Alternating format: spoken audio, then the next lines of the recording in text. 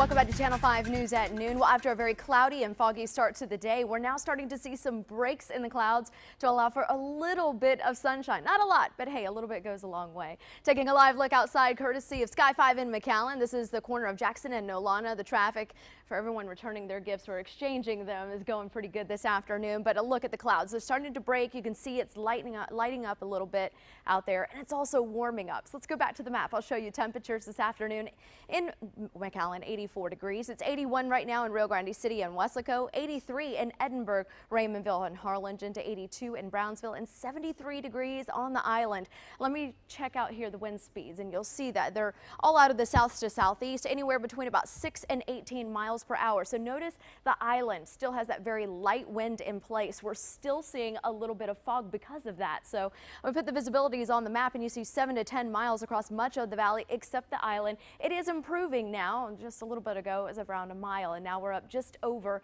a mile and a half with 1.7 there on the map. So improving conditions are expected throughout the afternoon. The First Warn 5 Doppler network is relatively dry across much of the valley, but we've been seeing these little isolated pockets of rain still streaming to the north, very isolated. Nothing widespread or heavy is expected by any means. Here's the front. It's well to our north, and this particular front is not going to come through the valley. This one is actually going to stay to the north and move to the north and east. So we're seeing rain showers develop all ahead of that front, and zooming out you can really see the bigger picture across the central United States. You see that this front is going to continue to track to the north and east, bringing a good amount of snow over the Great Lakes as this particular system heads towards Quebec, and then also to the northeast a lot of freezing rain and also snow behind that. So they have some very dangerous travel weather, and especially behind me here in the central and northern plains over Minneapolis this afternoon. Many delays in terms of flights. As you can see, a lot of that snow is over Minnesota this afternoon, but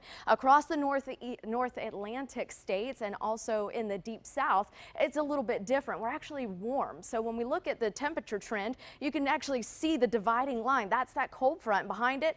30 and 40 degree weather ahead of it. Well, 60s, 70s, and even the 80s down in Miami, Florida. So very warm weather ahead of this front, but behind it you can see that definitely a cool down is headed their way. We have 20 degrees this afternoon in Billings, 12 in Bismarck, some very chilly weather there. I don't think that we're going to be getting a big massive change in our weather pattern just yet, but we will start to see a slow dip in the temperatures with the next cold front that is headed our way. So as we look ahead, here we go, Thursday and Friday, this is when our changes take place. The cold front will move through in the afternoon on a Thursday, and it'll drop temperatures through the 70s down to the 50s at night, and then we only rebound to 63 there on Friday. So we get a small little temperature dip, but it's nothing so big that it'll really shock you. No major Arctic air mass behind that by any means. So here we go. We'll stay in the lower 80s over the next couple of days with an isolated shower possible. Now as we head into the end of the work week, that's when the cold front comes, brings us the changes, also brings us around a 40% chance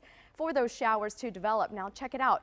This is how short-lived that cool down is. By the weekend, we're right back into the upper 70s. A few showers are possible on Friday, Saturday, and even Sunday. So we'll be watching for the next cold front. It could move through Sunday afternoon, or it could actually wait and go through Monday. I'm thinking late Sunday going into Monday at this point is when that front will come through. But again, it's nothing going to be too bad. No big changes on the way, but we'll have a lot of sunny skies starting the second day of January. That's your updated First Warn 5 forecast. Stay with us. Channel 5 News at noon. We'll be right back.